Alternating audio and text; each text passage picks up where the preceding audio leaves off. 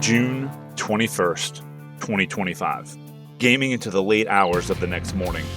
It happened. Nice. Go! Oh, she's dead! Oh my god, let's go, dude! Please! Please, just end. Just Please, finish. please, please. Yeah!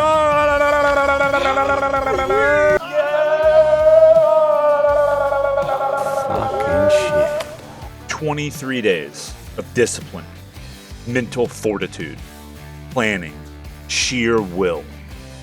It happened. 5 long years of pushing the boundaries of what's possible when you put your mind toward a goal, and it happened. This is not the first completion of this type, no. This is the final installment, the final challenge, the final testament of a series of challenges dating back all the way to 2020. At long last, I get to complete the saga of Zero Shot. I started running Zero Shot Deathless in 2020, just to see if it's possible. That led to beating both versions, Classic and Anniversary, which turned into LASO Zero Shot eventually. You guessed it, that led to beating it on Classic and on Anniversary. There's still one part missing though, and that's the cooperative side. A short history lesson here, co-op Zero Shot was literally impossible on MCC all the way up until the Season 8 update. There was a bug during the Great Journey Scarab fight cutscene where if you didn't shoot at all, the game would crash 100% of the time, but only in cooperative. Here's the proof.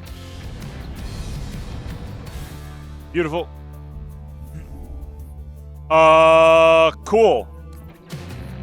What is game? So, I really hope that's not a thing. I actually had a conversation with developer Unisheck after my Moist Critical Challenge victory 3 years ago, which inevitably led to fixing this bug. Season 8 was released and suddenly Zero Shot was back on the table. Over the course of 4 years, I started playing Zero Shot co-op in 2024 again and beat it. And that brings us to now. Halo 2, LASO Deathless, Zero Shot co-op. This run took just under 5 hours total playtime to finish and closes the books on Halo 2 Zero Shot Deathless. Yeah. Like that's ever gonna happen. What a load. The only other completion would be Classic Halo 2, but that would require split-screen play, and yeah, that's a discussion for another video. This is also the perfect time to introduce my teammate, Pedro Gas. Take it away. Hello guys, Pedro is here. One or two may already know me, but if not, well, I've been speedrunning Halo Reach for over 10 years. There's also an achievement in the Master Chief Collection named after me, and in case you're wondering about my accent, I'm from Mexico, and being here today is something that never crossed my mind, to be honest.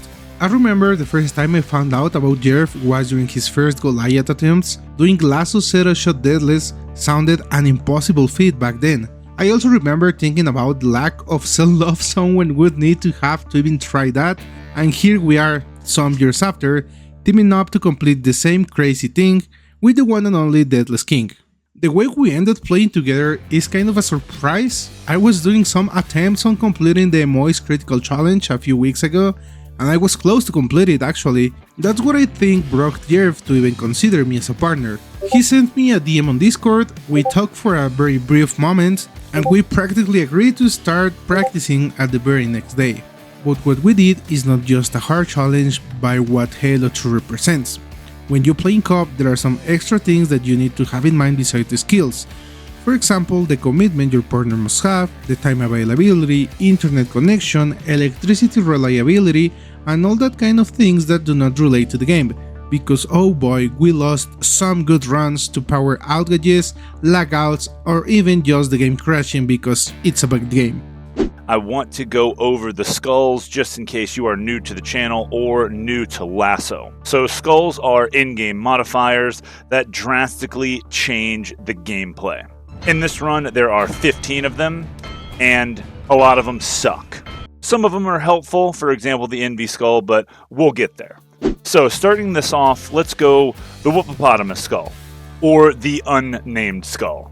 This is one of the original skulls that actually has a little bit of a history behind it, but we'll keep that for another video. What this skull's effect is, it essentially gives all of the enemies in this game, I guess for lack of a better word, it gives them Promethean vision from Halo 4. They know where you are at all times, they see through walls, they track your every movement, and they just zone in on you and do not care. Up next is the Thunderstorm Skull. This skull upgrades all of the enemies to their absolute maximum highest rank, which means that you're going to be fighting a lot of white elites throughout this run. Following that is the Blind Skull. This eliminates all components of the heads-up display, meaning you're going to be playing blind. There's nothing there. No gun, no ammo, no grenades, no motion tracker. All completely gone. Following that is the I Would Have Been Your Daddy Skull. This skull unlocks secret and or hidden dialogue throughout the game that you normally wouldn't hear. Let's settle in. Anyone see a Starbucks? Oh, there's one over there. Oh, and one over that. Oh, there's 12 of them. What the fuck is going on with this Marine? That brings us to the Catch Skull. The Catch Skull makes enemies throw and drop more grenades. The Grunt Birthday Party Skull comes up next, and unfortunately, in Halo 2 Anniversary, whenever you shoot the grunts in the head, they explode in confetti.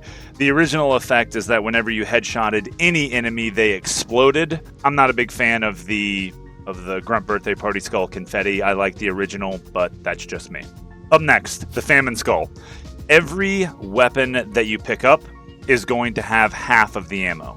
Well, there's a slight correction there. It's not every weapon that you pick up, it's every weapon that the enemies drop that you pick up. So for example, if a weapon spawns on the ground, it's just automatically in from mission start. That is unaffected by famine. All right, let's keep going. The Envy Skull. The best skull in this campaign, in my opinion, and really the only skull that made this challenge even possible. It gives Master Chief 5 seconds of active camo with a 10-second cycling mechanism. So in other words, every 10 seconds, you get 5 seconds of camo. Really, really necessary for a challenge like this.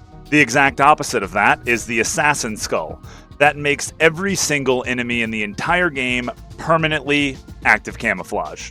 Meaning that sword flying is going to be pretty much impossible with a very, very few select sections that are exempt, in other words, since you can't shoot them to decloak them because it's a zero-shot challenge. Moving on, the Mythic Skull is up next.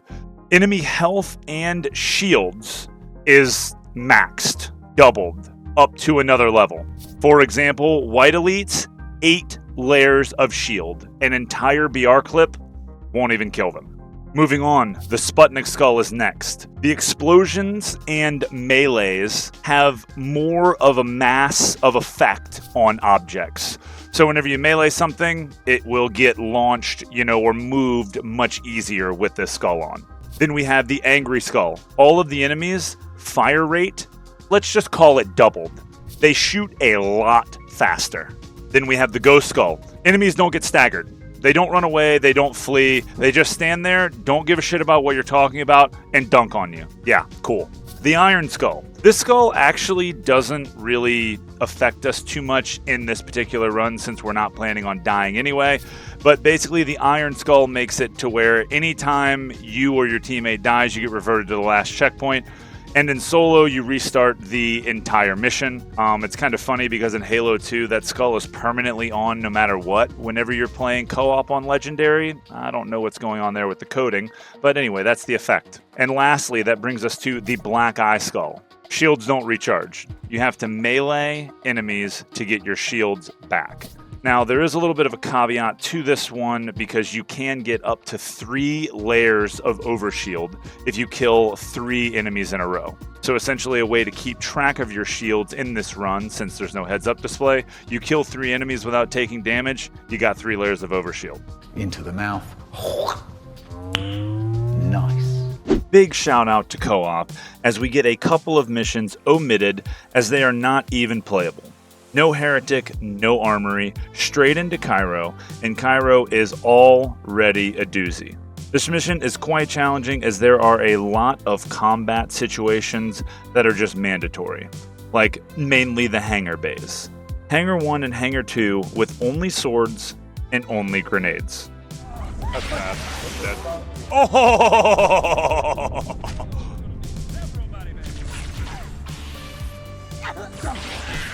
Okay. This section of the first mission, most people in a regular LASO playthrough would try to stay back and stay up top on the rafters and try to get height advantage. But literally the best way to deal with these rooms is to just run in there with the sword out. No, I'm not kidding. The sword is technically a scary weapon to these enemies, and you can force them to make predictable moves so that way you're always ready with the correct counter.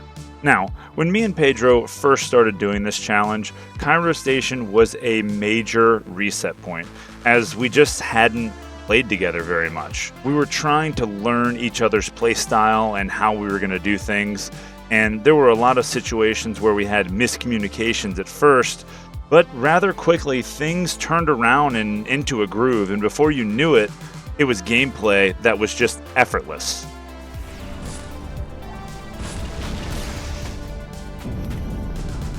That turret took that nade without destroying.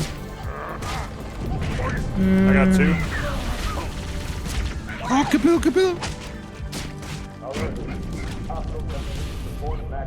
Grunt on your left, but spawns are here. I got one. Yeah, you got the other. Another wave.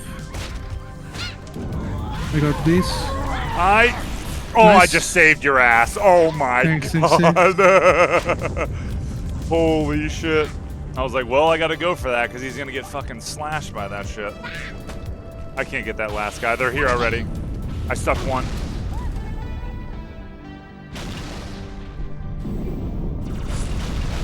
Okay, I got one. Okay. Gold. I stuck him once. Got the dual wielder. You killed the gold. Oh, of course. And Yeah, that should be no. I stuck him. Okay. Okay, fuck me, I guess. Just ignore me. That's fine. He Cool. shot me after that. Nice. Even though it's a little harder, Cairo became a very steady level for us to get out of the way early.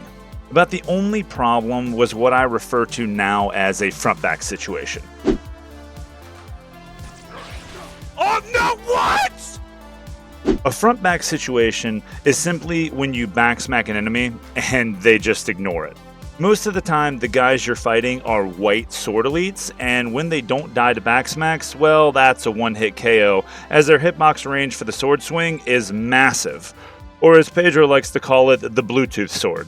There are several sections after this that we can bypass with some stealthy pathing and active camo up until we get to the drone room. Here we split up to keep control of the room, and using comms, Pedro takes out the top section while I focus on the bottom. There's a short walk around skip, and then into the bomb room we go.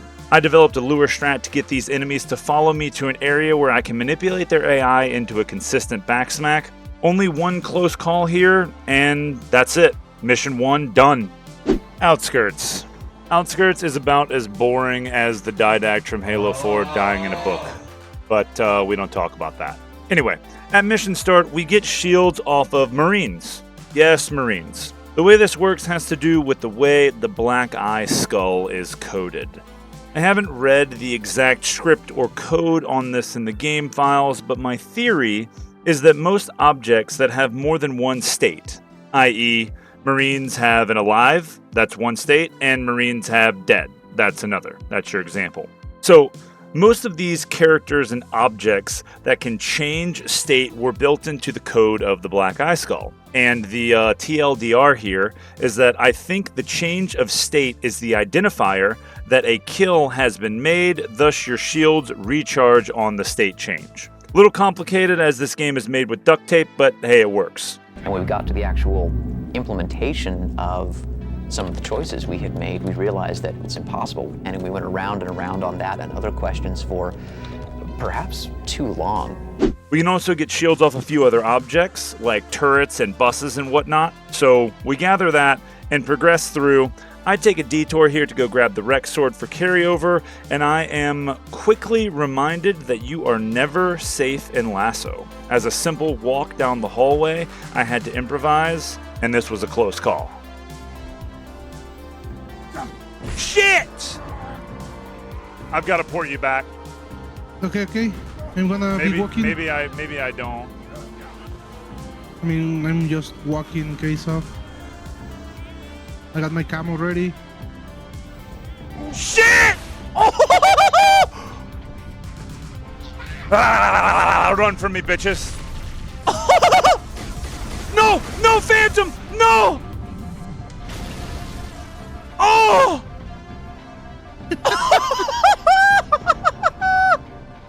Nice little way to spice up the run, and after our first dance with death, I take a ghost and launch it over a wall, and using the Envy Skull's camo ability and a ghost drive, I basically get a free pass for level completion. Outskirts is in the bin. Next, please. And this brings us to Metropolis. Now, there's nothing too spectacular here at the start of Metropolis. We just want to get across the bridge as fast as possible. But before we get to that, we need to get some shield, and shout out to Bungie. Thank you here, because there are some objects that we can destroy.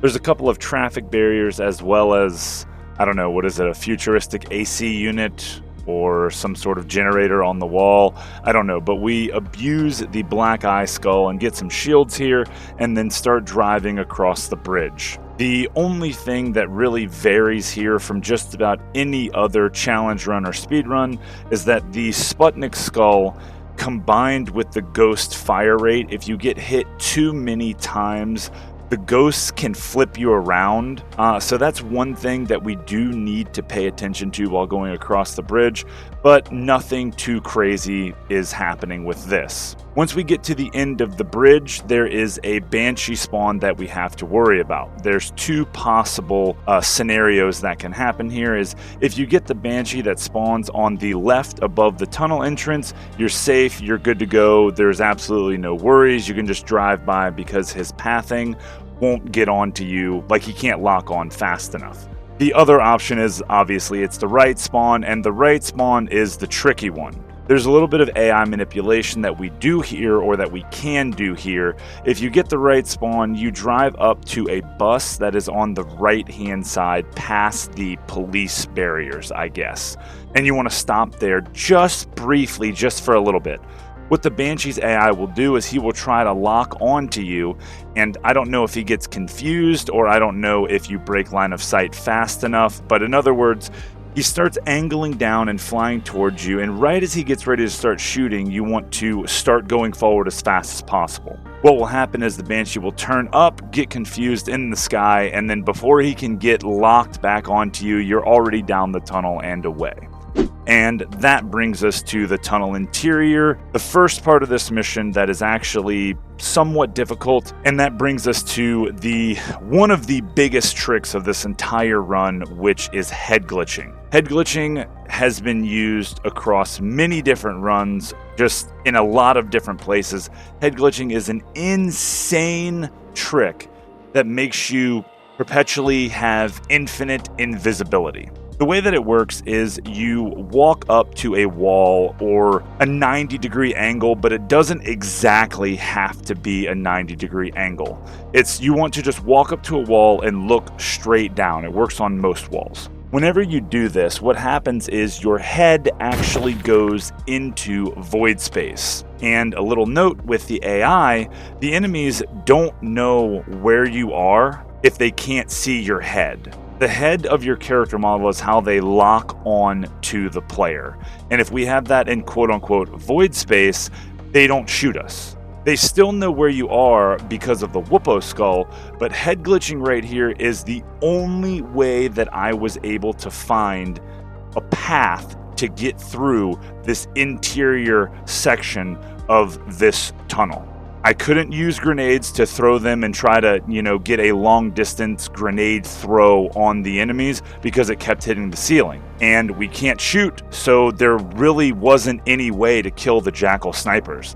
This turned out to be the only alternative. Just after this part, there is a BSP change in the next room, or in other words, a player teleport, meaning there's no need for me to follow Jerv. Instead, what I do is being his eyes on the sky. As most of the time Jerv is looking straight down head glitching, I need to make him aware of any irregular activity of the enemies, especially if someone blocks his intended route. Heading into the dome section, we use a buddy jump to get Pedro out of the map, and I do a grenade jump. Both of us need to get out of the map here and get away from the BSP load as mentioned earlier. Sometimes the enemies that are skipped in the tunnel don't despawn. This is a kind of side effect from the Whoopopotamus skull, as even if the enemies don't have line of sight, they still know where we are. So basically getting far enough away from them in the in-game world, it sort of disengages them from us, and that's when garbage collection comes in to remove them. This is important as we need to head back here to get the Warthog later on. For now, we move up and jump into another load zone to trick the game into thinking we've completed this section. It's like we load the next section in and the game's like, hey, you shouldn't be in this section. Oh, that means this section's already done. Okay, great. And thus, we force the garbage collection to do our handiwork. There's another addition to garbage collection, or despawning, quote unquote, that comes into play here though. Some of the enemies in this area will lock onto us even though they can't see us, and thus they won't disappear. The trick is to simply look away from them. We got one more jackal. We got to run to this corner over here.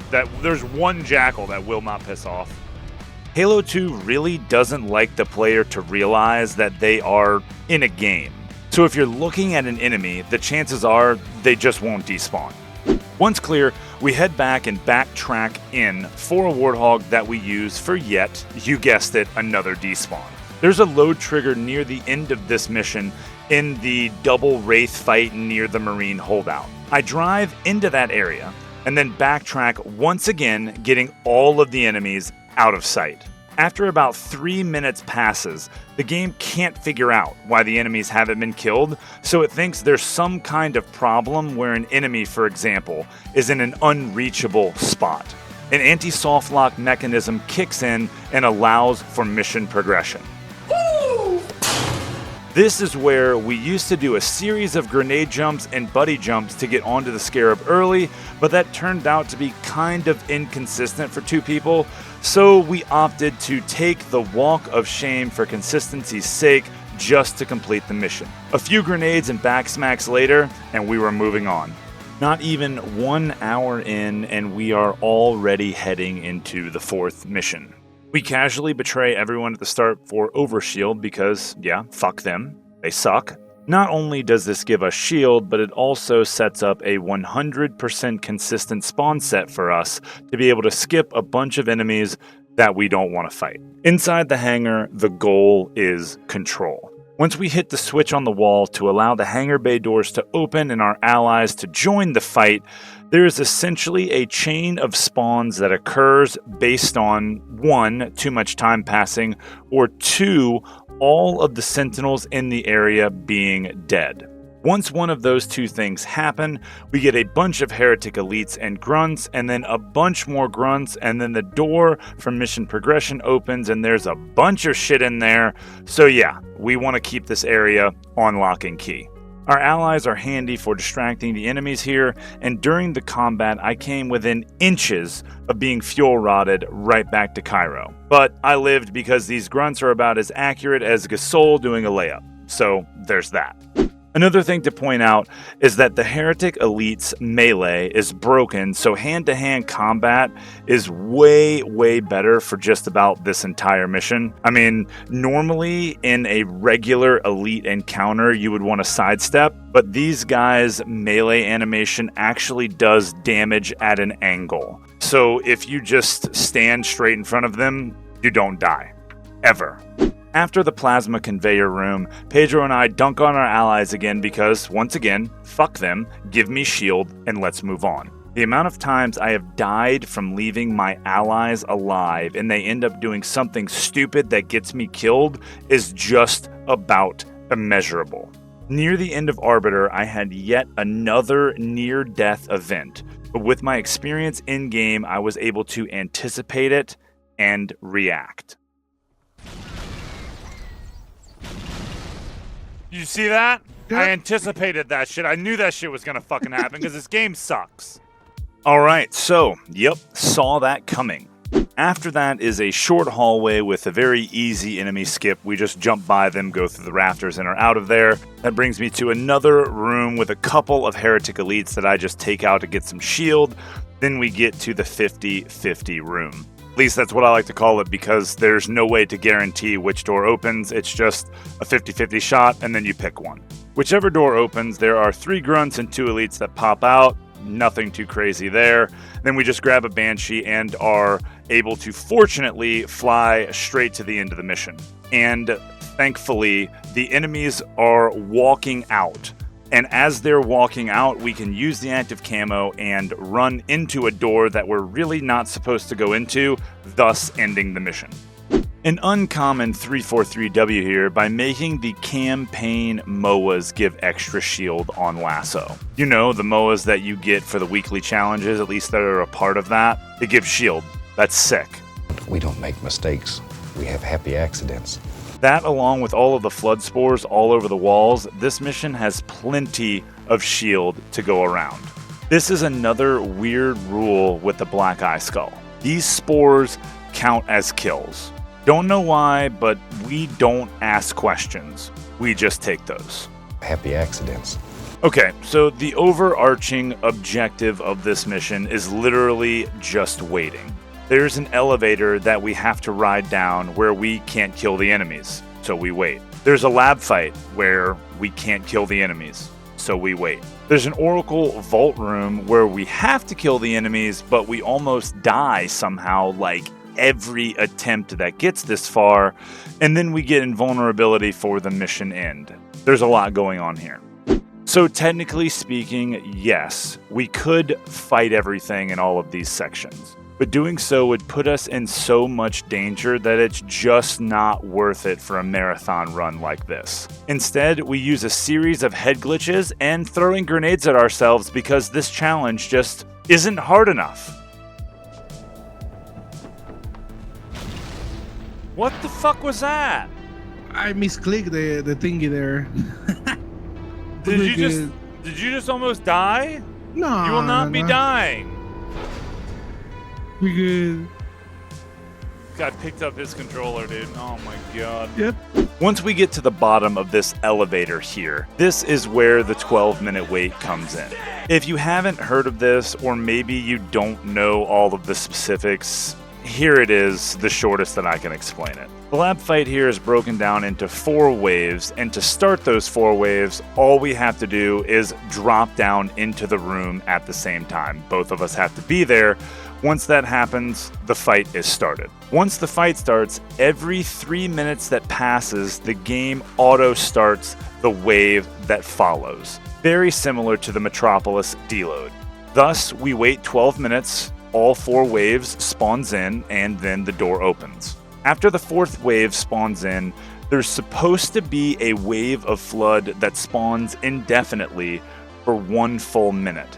But that maxes out at 4 flood on the map total. Since we kill no one here, there's always more than 4 flood alive, which makes us not have to worry about this at all. Once the door opens to the building exterior, we can move on. Now we get to what I was saying earlier about the Oracle's vault here, the elevator room. This encounter is only a few flood and sentinels, but it's always a scary one. Alright, I got that guy. Stop shooting me. We painfully get through it and successfully pull off the pressure launch to get invulnerability, and this mission is done. The only way to die at this point is to fall off the map. I felt a great disturbance in the force. Now, the invuln only works because Bungie coded you to be unkillable on the elevator. Since there's no enemies on the elevator, they thought no player would ever notice, as when the elevator docks at the top of the shaft, the ability gets taken away. Funny thing, this is scripted on the elevator that it goes up so fast that just the elevator movement was killing the player. That's why this was added in the first place. They didn't want to change some other things that would have taken a lot more time that they just didn't have. So it's like they checked a box in the programming and thought it would be fine. Then 10 years later, after the original Halo 2 was made, MCC came out and doubled the FPS, allowing for this discovery of this pressure launch to happen. I don't think I need to explain walking through hallways and meleeing the heretic leader to death, so yeah, let's move on to Delta Halo. This one's done.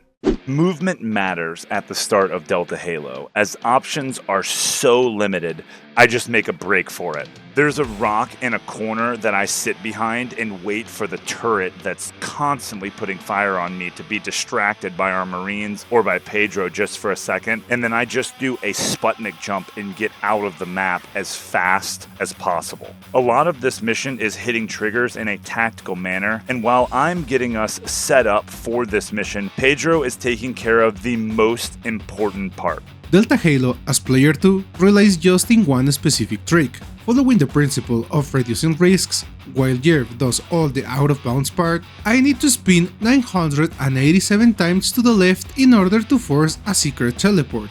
Internally, there's a script that counts every single spin. In case I change the direction of my spins, the internal counter will decrease. So if timed correctly, the spins will trigger the teleport just when he's about to reach the final part of the level. I really don't think that we would be able to complete this run without Pedro spinning in a circle 900 times. The RNG manipulation that comes off of that is insane. Okay.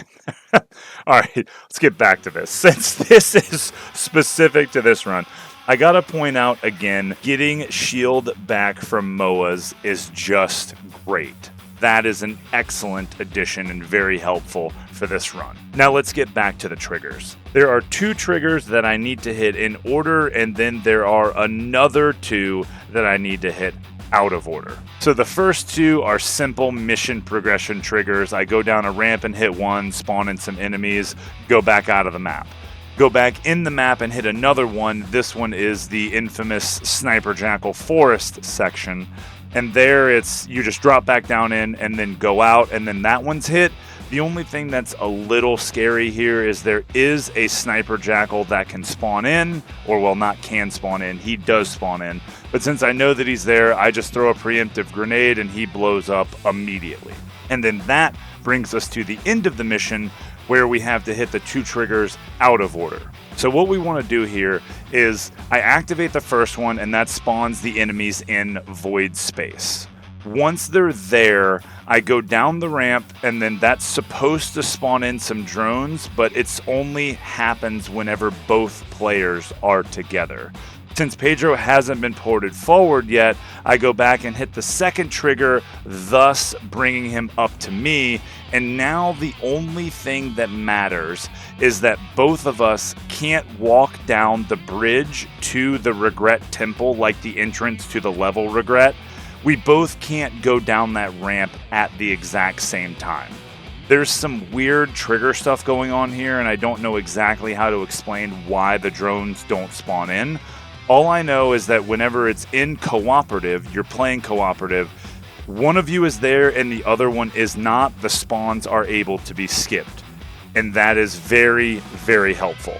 This brings us to one of the biggest blunders in Halo 2, thanks to, you guessed it, LOL Industries. Something has happened with the holograms of regret at the end of the mission Delta Halo and throughout the mission Regret.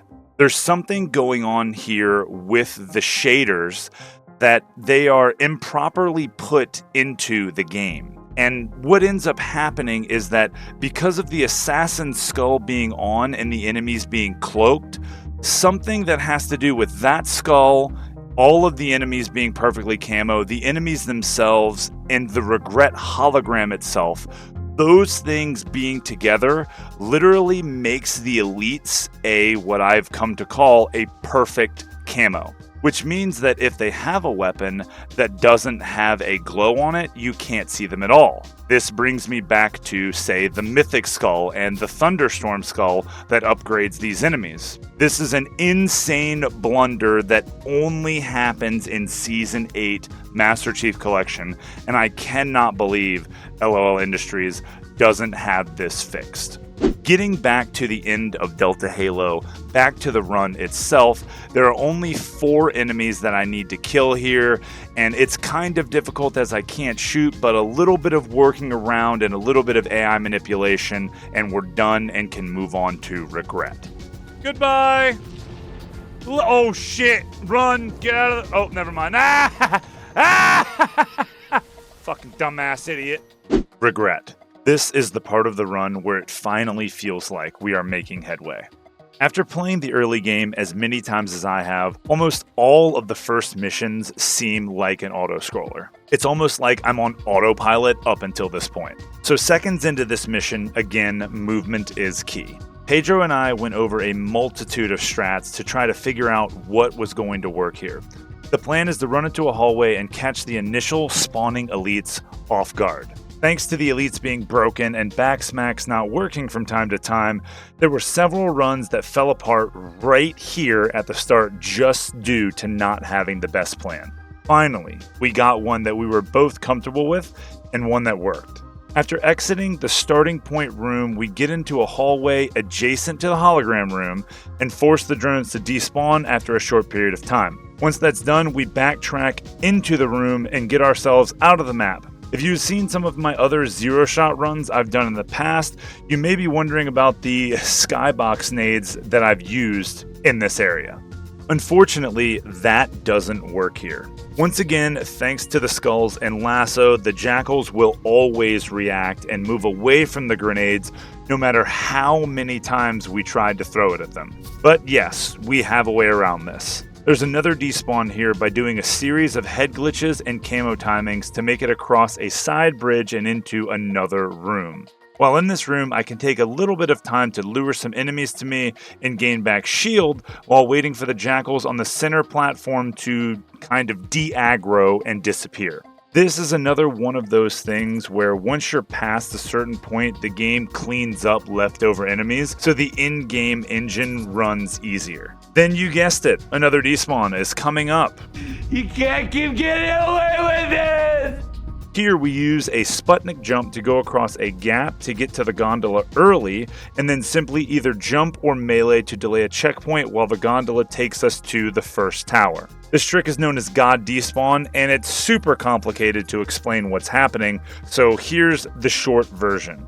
We overlap spawns in the game that are not ever supposed to be able to happen at the same time.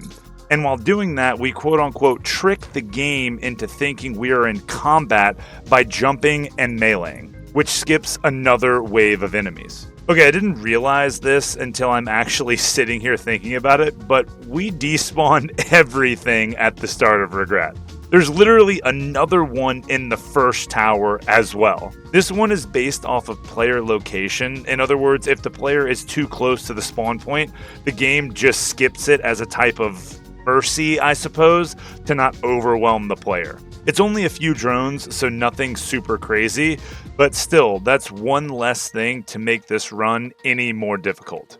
And with that, we approach Regret's underwater sanctum. This room in Regret is another perfect example of reducing the chances of one of us dying. The head you might do lets me skip the trigger that spawns all the enemies in the room. Unfortunately, the doors that lead to the next area do not open. Jerv still needs to trigger the enemies in order to open the doors, but since I'm already at the other side of the room, we have reduced the chances of death by 50% with this trick. So far, so good. Funny thing is, Halo 2 has a way of grounding your expectations at any given moment. Holy shit, that guy's aggro! Okay. It's on the other side. How can I forget what I'm playing? Halo 2 always coming in with the reality check to make me remember exactly what's going on. And you know what? That reminds me. Welcome to Dark Epoch, the next MMORPG taking the internet by storm. I know some of you are looking for something new and exhilarating, so here it is. This is a PC installment that literally lets you start off doing anything you want. A lot of these games have a long-winded tutorial to get you kind of into the game. Well, not here. Instead, they offer a one-click in-game button that takes you where you need to go automatically so you can explore as much as you want for as long as you want and still not have to worry about getting lost.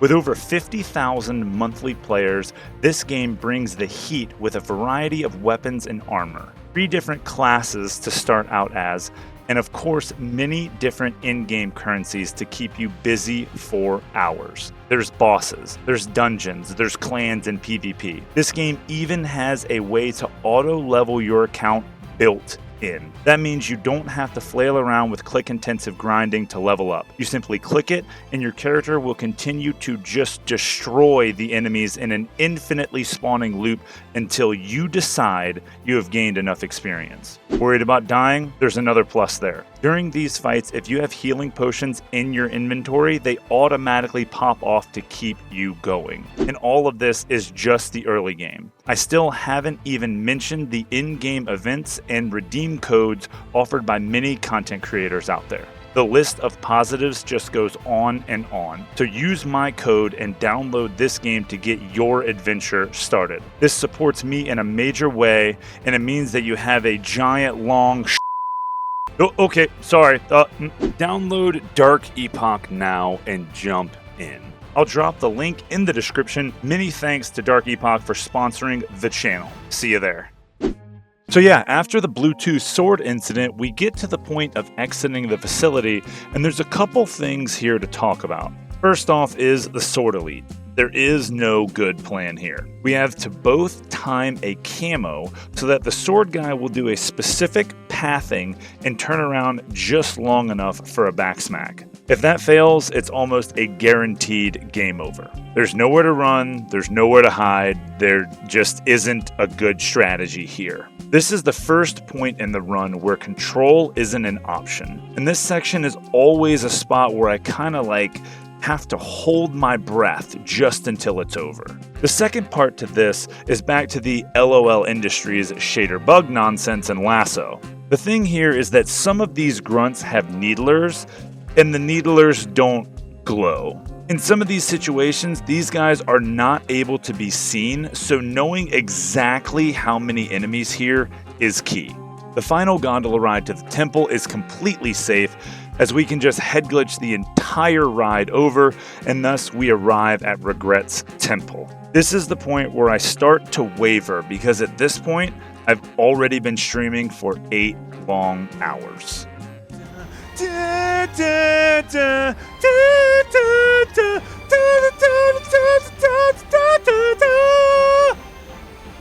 Sorry, I'm getting tired. This is the first encounter in this run where the enemies actually have a version of Promethean vision. Okay, it's not actually Promethean vision, of course, but the turret grunts, for example, here they can see you even through your active camo. And they will always shoot in your direction when you pop out of cover, no matter how far away you are, if you're camoed or not, doesn't matter. A few grenade throws later, and I'm ready for my double grenade setup strategy. This looks more complicated than it is.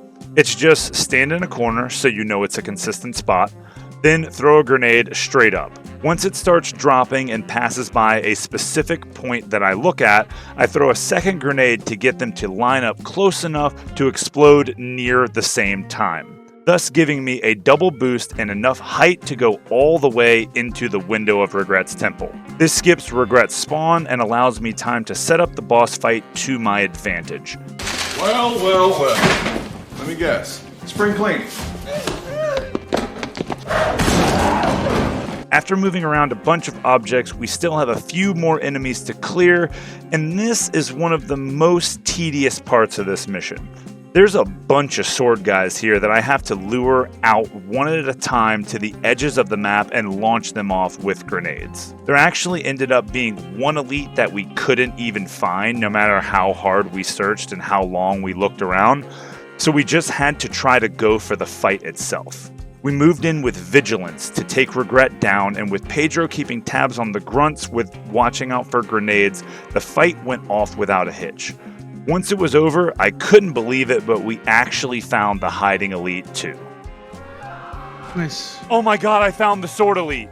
Where's... He's head glitching. Oh, this is funny. Oh, shit. Look at this dumbass. Well, this one's done. Let's move on to Sacred Icon. Not even 10 seconds in, and I just hear a grunt howling for no reason. Why do I hear a fucking grunt howling, dude? Yep. Guess I'm not the only one going insane running this challenge. I think my mask of sanity is about to slip. Sacred Icon is one of the most difficult missions here. And yes, I know Gravemind is coming up, but this mission is just shit. There's no sword anywhere in sight for like the first 60% of this mission. So there's no real way to fend off the flood using only melees and grenades. All of the pistons throughout this mission have to be meleeed from like this weird side angle so that they raise up and can be opened. The worst part of missions like this is remembering to not shoot on accident. We are playing a first-person shooter without shooting. That's not a hard concept when you have a weapon, for example, that can't shoot, but even one slightly wrong move and that's a GG. After covering some ground in the hallways and a gondola ride, we have another 4-ish minute wait for a soft lock timer to activate. This being LASO and Zero Shot, we actually can't kill the Enforcer after the gondola ride, even with all 8 grenades connecting. Without this soft lock prevention, the thing that Bungie programmed in, this run would actually be impossible. I would call this run a kind of run and gun section coming up, but maybe without the gun, so more like a run, Forrest, situation, since we're just running by all of these enemies because we can't kill them. So yeah. There's a trigger skip in the carrier hall by simply doing a grenade jump, but this one's slightly more tricky than some of the others. In this room, there's a big box square trigger, and if we activate that trigger, that's really bad.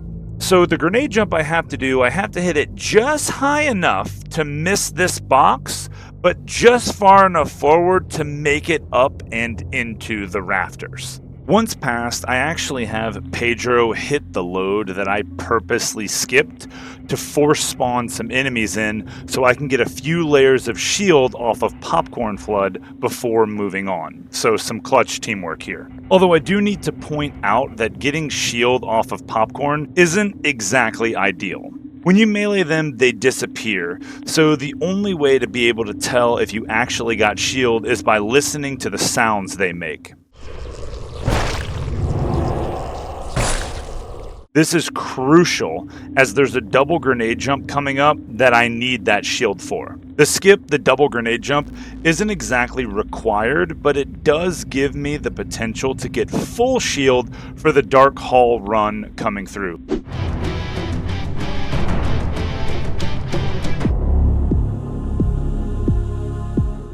As this is the first big RNG section, if the flood knocked down the boxes here that you would normally use to kind of jump up top, you just die. As there's no real way, like there's nowhere to hide, there's nowhere to go, and there's several flood forms all around you. You know, the worst one, the shotgun asshole.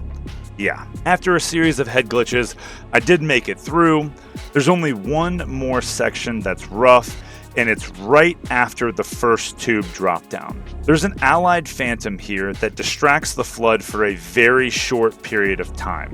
Using that time is of the utmost importance, as this is yet again a spot with 0 options. There's, I think, 7 flood here, and all of them have SMGs. Albeit, you do have a sword at this point, There's just not enough room to work with to kill these guys. It's just a bad idea to even try. This section really sucked to try to figure out how to get past it consistently. I probably spent 2 hours here just messing with different plans and different strategies to try to see if I could get anything at all to work. Shit! Shit, I'm fucking sorry! All I wanted was grenades! God damn! But alas, we come to the holdout fight at the end. There's an easy grenade jump to get to the icy cliff side so we can enter the holdout zone before we actually trigger the fight sequence. The ending of Sacred Icon can be a bit finicky, and that's why we have to set up some boxes again before the final fight. Since Halvio can't die, he is our main source of damage in this area. The problem here is that there are 4 gigantic holes on each corner of the map, and we have to fight 6 different waves of flood and 9 flood carriers that can push Halvio into one of these holes. So with all the stuff that we're moving, we're actually trying to trap the most amount of carriers and keep them away from Halvio. And instead of fighting the enemies, Halfjaw is making out with them. What am I even playing, dude? Come on! What is this? What the hell are they doing? Are Look they at having this a guy. conversation He's in right there. there? Where we've got our star of the show, Halfjaw. He's hiding behind a wall, trying to take on these flood, but every time the popcorn flood get near him, he just doesn't know what to do. So he's running in circles trying to hide behind a box, and now he is... Can they not fight each other? What is this, tag? As the fight progresses on, this here is the reason why we try to block the carrier spawns. Uh-oh. And now he's taking off. And here we go, the Halfjaw space program! Oh shit. He was moving weird. He might actually be cooked. Yep. Oh.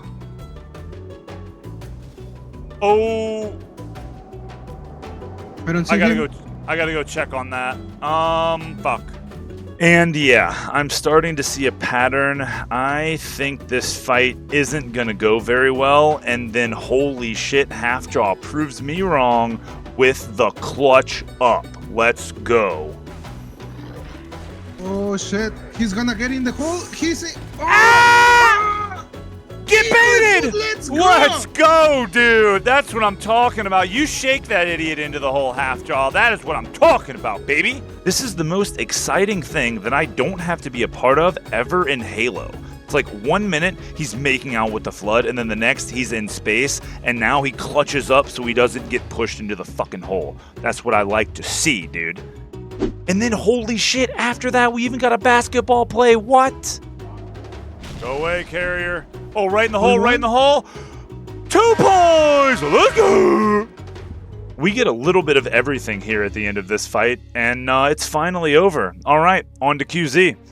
All right, so at the start of QZ, there's an important thing to note here, and that is we want to spawn in at the start of Quarantine Zone with a sword and a carbine. That means that we want essentially to get the base mission loadout weapons at the start of Quarantine Zone. And since we can't empty our weapons, the only way that we can do that is to carry over weapons to the next mission that the game will not allow us to carry over, i.e. things like the Sentinel Beam, the Green Gun, the Rocket Launcher, at least from Sacred Icon to QZ. By having these weapons when Sacred Icon ends, the game will remove them because it doesn't want you to have them and give you the base loadout, which is exactly what we are looking for. We need the sword at the start here so we can kill a couple of our allies, like weaken them with the sword, and then melee them to get over shield so that way we can continue progressing through this mission. So, the start of QZ is very similar to the speedrun pathing until we get to the building interior of the crashed Sentinel factory, in which a few head glitches gets us by some of the other enemies, but then this happened. I just have to run, the Enforcer hit me. Oh shit, you good? I don't know, I'm stuck on the wall. I am so low. An Enforcer bonked into me, knocking me down and decloaking me. I made it out just barely with any health left, and we were able to get back on track after yet another close encounter. This brings us to the co-op only strat to bypass every single encounter for the entire rest of this mission. And it's as simple as just doing a grenade jump. Both of us use a Sputnik jump to get out of bounds and into a spot that you're normally not supposed to go. Once up here, we walk through some of the mountainside rafters, if that's what you want to call them, and then walk around to another area where there's normally a wraith and a bunch of flood.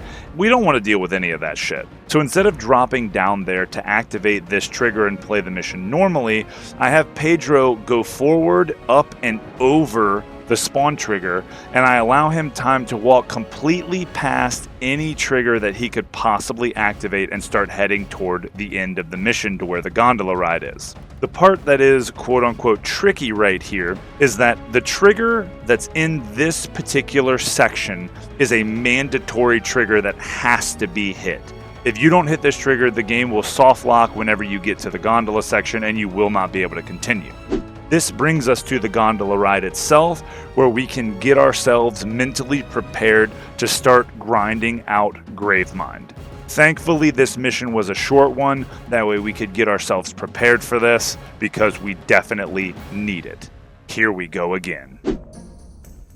No. No mames! Ah, fuck!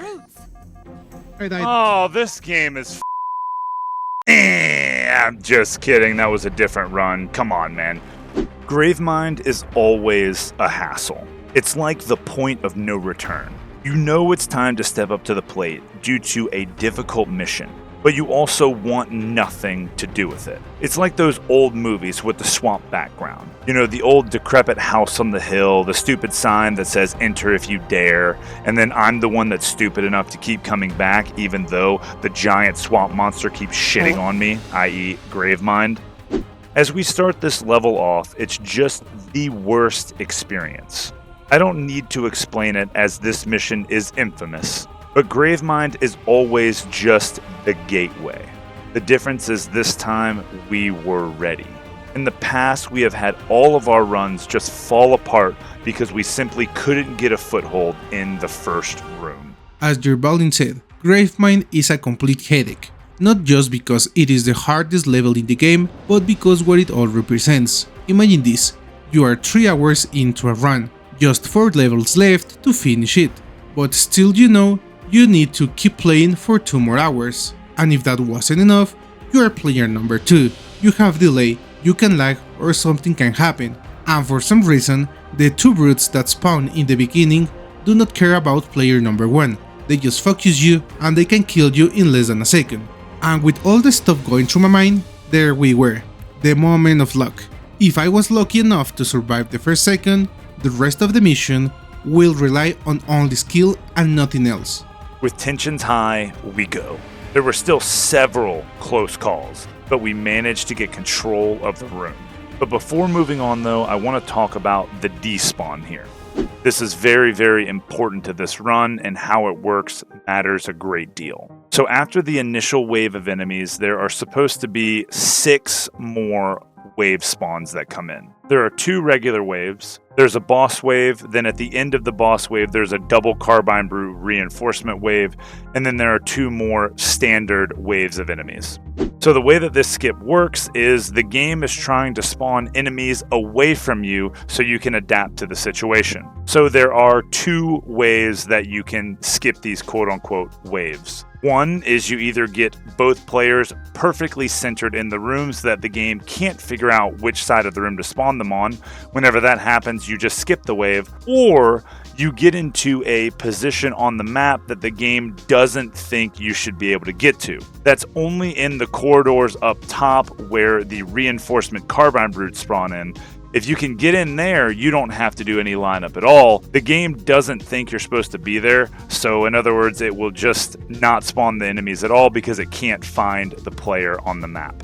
Now, the way that this room worked in our playthrough is that the very first 2 waves of enemies, we decided to take those guys on. We fought them so that way we could get grenades and we could get shield. Then, once we got through the boss wave and got control of that, we used the getting out of the map into those corridors on the top of the map by running toward the brute spawns of the Carbine guys. So whichever door they came in, we just beelined it to that door knowing that we had overshield, killed that one guy, and then once we cleared the room, we booked it into that doorway for a free despawn that gets us out of this first room. And after the first room, we finally get a chance to catch our breath, to get it back. But we still have 90% of the mission to go. What more do you want from me? With all the game knowledge between the two of us, we started tackling section by section, hall by hall, up until prison skip. And the hallway that leads to the prison lift, this is where complete focus comes into play. It's not only about the kills, about the enemies. It's not only about staying alive and not shooting, but there are also triggers that we have to pay attention to. For example, the one that is the closest to the prison skip room. If that is activated early, all of the enemies in the next room spawn in and we lose the tactical advantage. Aware of that, we backtrack and take out a couple of straggler enemies to get shield and prepare for prison skip. Going in for prison skip is a task of itself. All of the enemies in here know where you are. It's a very tight quarters room, and the only advantage you have is active camo. Now, setting up these guys is quite a tedious process, but essentially I want to use the brute shot brute as being close to him. He won't want to shoot the brute shot shells at himself. So if you get close enough, you can line him up on the edge and lure him into an advantageous position where you can get across from him and throw a grenade behind him and actually launch him into the lift as you walk in just under. And that is essentially the setup for prison skip. Hi, how are you? The thing with prison skip, though, is that it is a little bit different in two-player. If this is done incorrectly, the second player will spawn outside of the map in void space and die instantly. So what I had to do was position myself just far enough down away from the brute to where my teammate would spawn in above me as we entered into the BSP load zone that spawns in the prison. The tricky part here is the distance that I needed to be away from the brute. It had to be perfect. If I was too far away, whenever Pedro spawned in, he would not be able to look up and butterfly off the brute to do prison skip. If he's too close, he doesn't spawn in at all and it still doesn't work. Thankfully, I got it. Pedro looks up, he starts butterflying away, and I look down in the face of death. All of the enemies looking up at me thanks to the Whoopopotamus skull, and all I could do was hold my breath. But Pedro did it. The hardest trick of this level is done, and we're almost halfway done with this mission. The next set of halls is simply killing a few enemies, but the doorway to the building exterior is the defining moment. When we leave this room, there are 4 sniper jackals, 3 elites, and 3 brutes in the area with next to nowhere to hide. I developed an ironclad route of head glitching and camoing to get away. Where the complication lies is the BSP load right next to the doorway. There is a forced teleport here, and with Pedro's input delay and only 5 seconds of active camo, we had to make every second count. Here it comes. Camo, jump, head glitch. I'm in position. Are you on the little edge? Yeah, I'm good, I'm head glitching, we're good. Okay. We split up here and I head off. But now time is not my ally. Pedro has nowhere to go, nowhere to hide. The path I take only has enough room for one person, which means he has to perpetually head glitch all the way to the next teleport, as the enemies don't despawn if the player remains in the area. The next teleport isn't until after the second light bridge and after Hell Room, which means every second counts. One wrong move and that's a sniper shot to the ass and the run is over. I can't do safe strats here, I just have to run and gun without the gun again. Cool. I developed yet another head glitch strat to get out of this room with 0 problems, and I teleported Pedro to safety. Here comes support. Okay. Good God. Get us out of there. Guess what? Gravemind still ain't over yet. The next area, we get our 3 layers of shield back, and then pass another light bridge, clear a few more brutes, and then hit another despawn to continue steady progress. Clearing some of the halls is always scary, and in particular, there's an interchange room before the final bridge that has 2 elites in it that always scare the absolute shit out of me. Throughout this mission, I have left specific enemies alive to get the least amount of spawns here as possible. What I mean by specific enemies is that there are some enemies that the garbage collection system never deletes when the player passes by them. This one major section is part of this run. That's where this is implemented. After clearing this area, we got a good old-fashioned swordfly, which ironically is mandatory, as playing the normal way here, we wouldn't have enough grenades to kill the hunters. On top of that, we get a rare instance of being able to get a red reticle on a camoed enemy. Since this is zero shot, we can't break their shield to get a lock on. I'm nervous as all hell here. One wrong input and I accidentally shoot, and it's all over.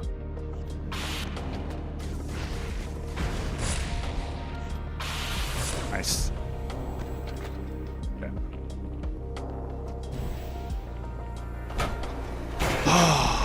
It's sloppy, I know, but at least it's over. And now for the mausoleum fight, which we will be skipping because, yeah, forget that shit. I have a lineup to throw grenades in the air and have them fall at the perfect time to stun lock the hunters in the exit door that would normally be locked.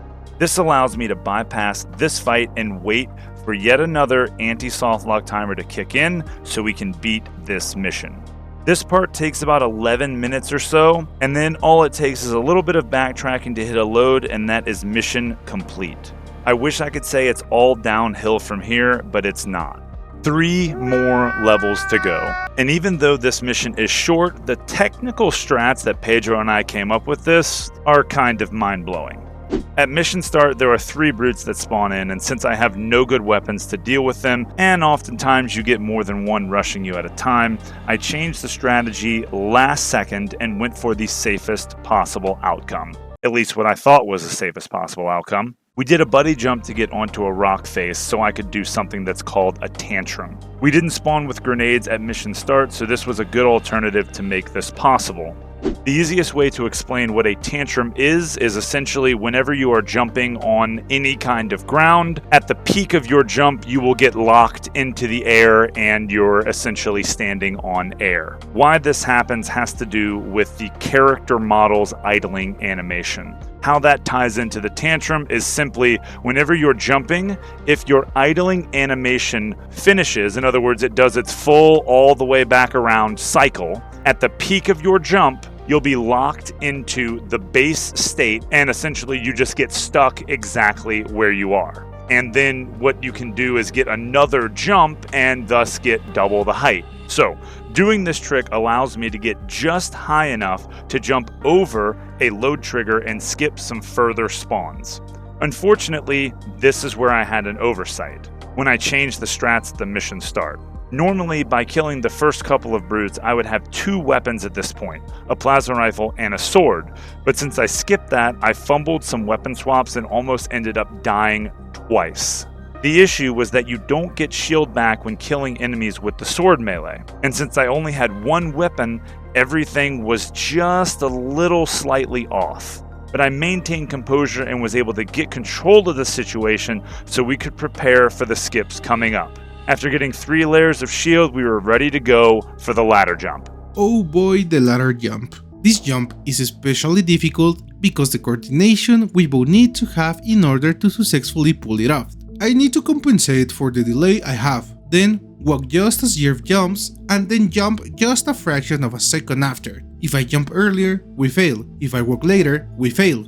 In order for Jerv to reach the height and distance needed in this jump, the timing needs to be precise.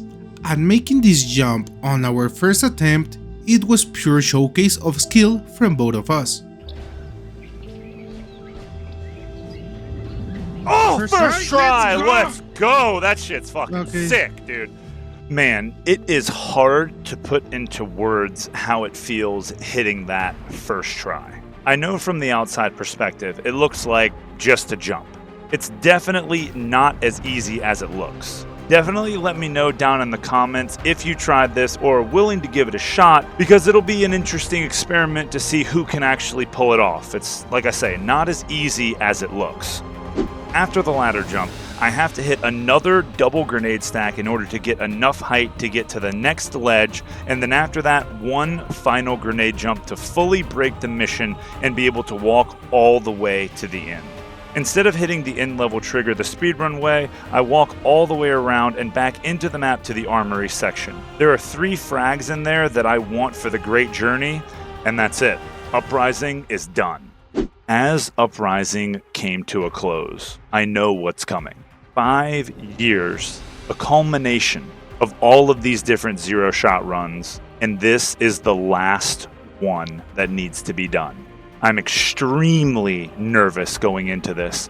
My hands are so sweaty I had to physically turn a fan on to try to dry them off. I know the only option is to do high charity skip, and it is that time again.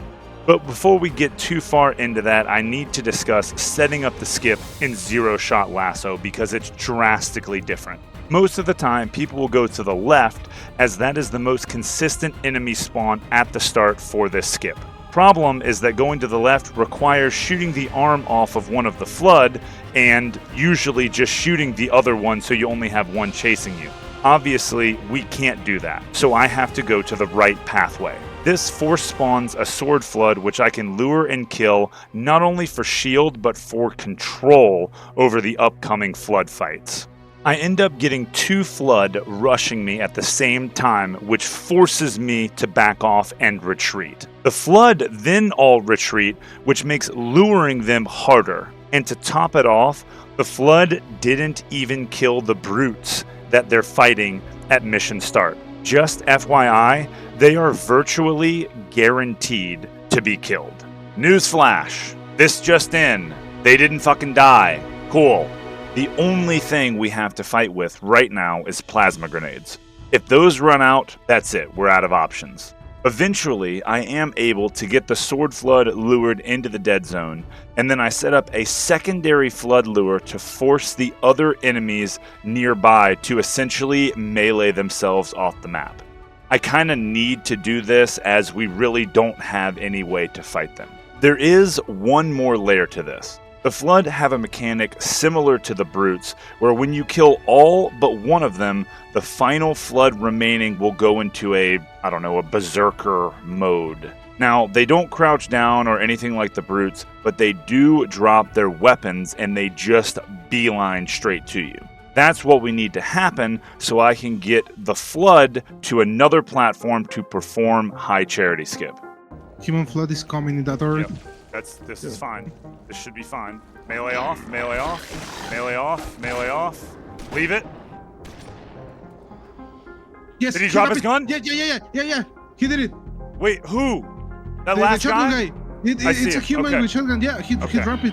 Okay. I can lure that over here. Only problem is that the two enemies, if they're not close enough together, the last one alive doesn't register that his teammate died. Thus, he will not drop the weapon. Thus, we got a problem.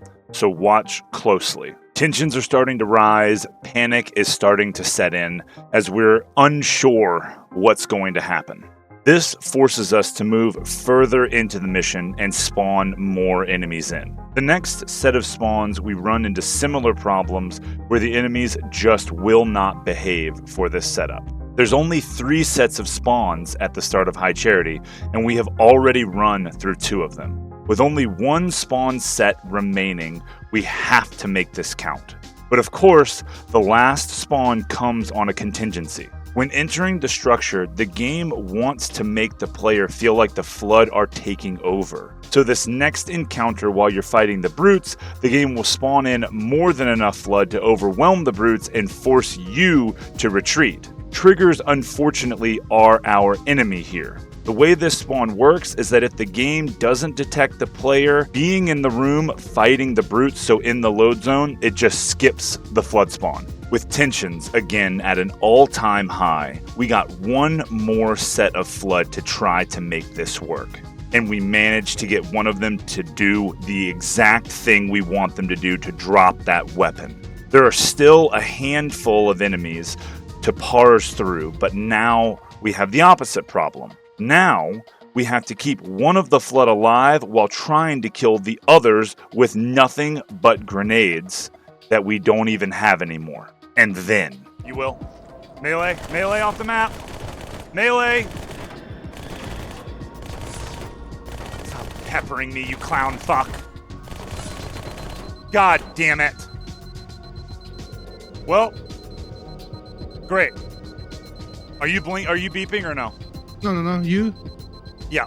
Now I have to do this idiotic, insane, difficult trick with an invisible flood, no heads-up display, and a fucking fire alarm going off in my ear.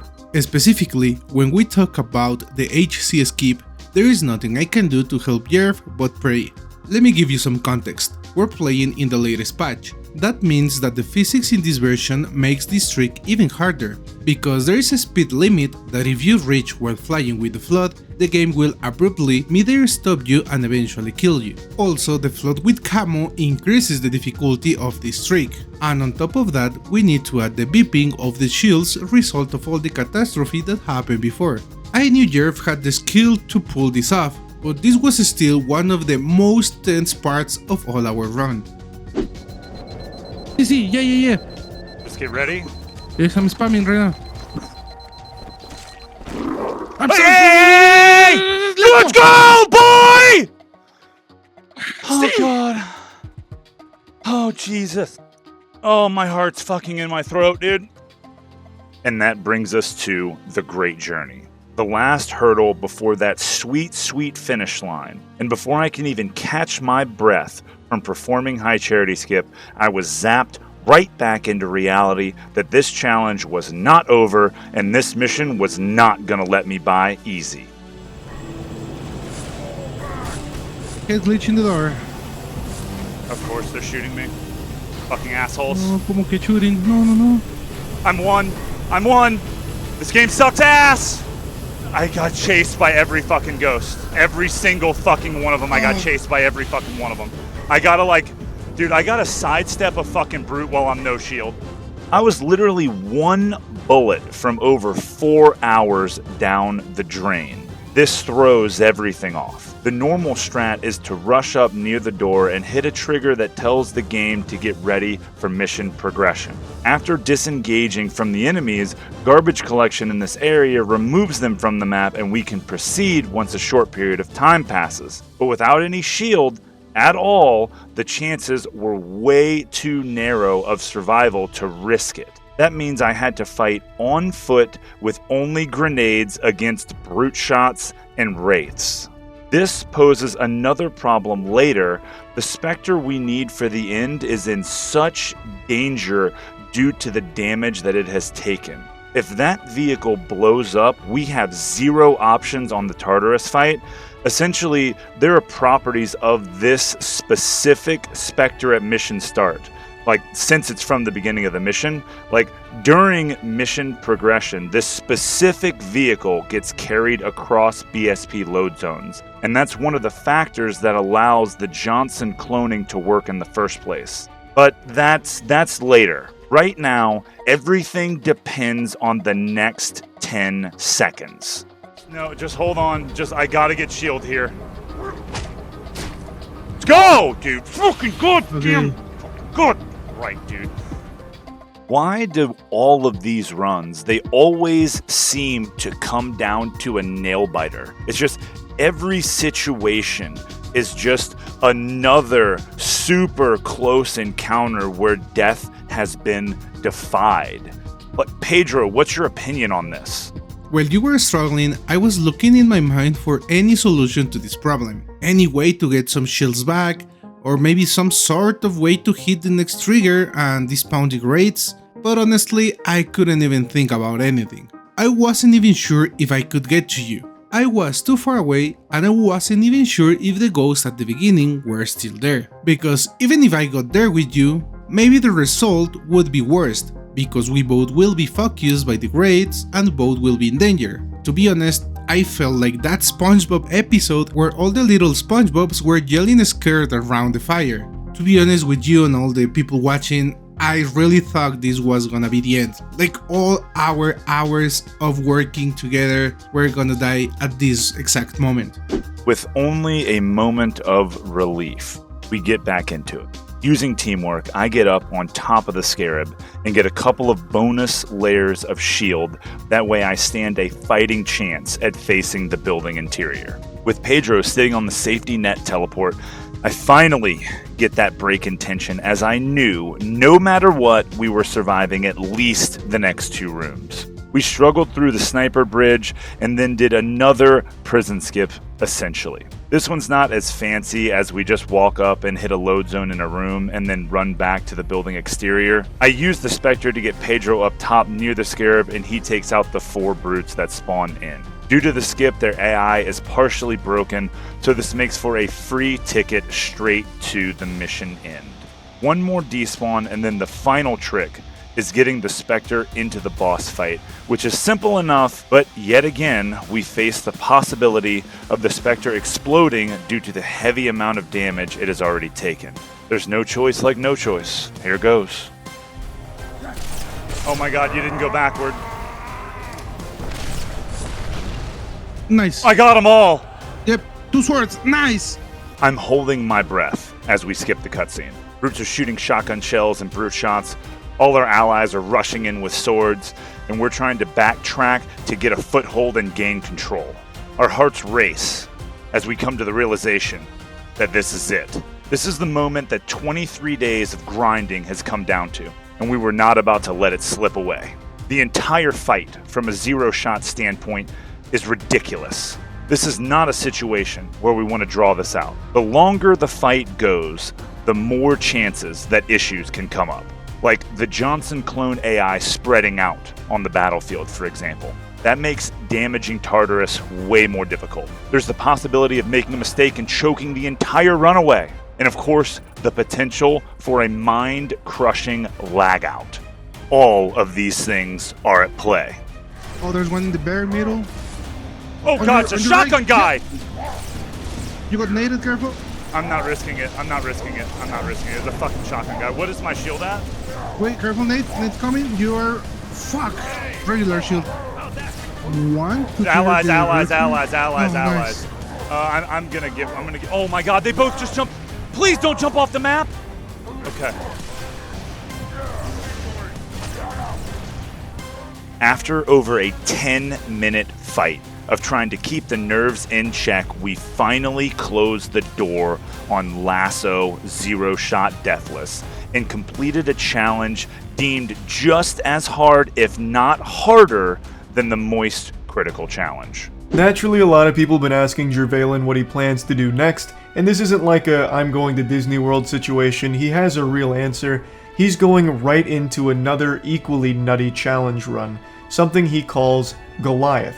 And that's Halo 2 Legendary Solo, all skulls on, including Envy, completing it deathless without shooting a single bullet.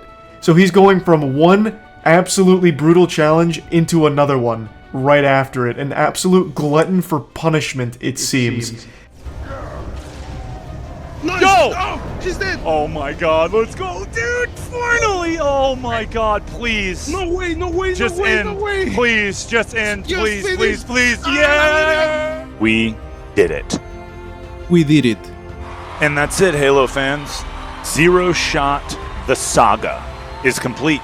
Thank you guys for tuning in and watching this video. YouTube, you know what to do. The door is closed on Zero Shot. If you want to see what's coming up next, check out the future of Halo on my YouTube channel. I'll see you guys there. Peace.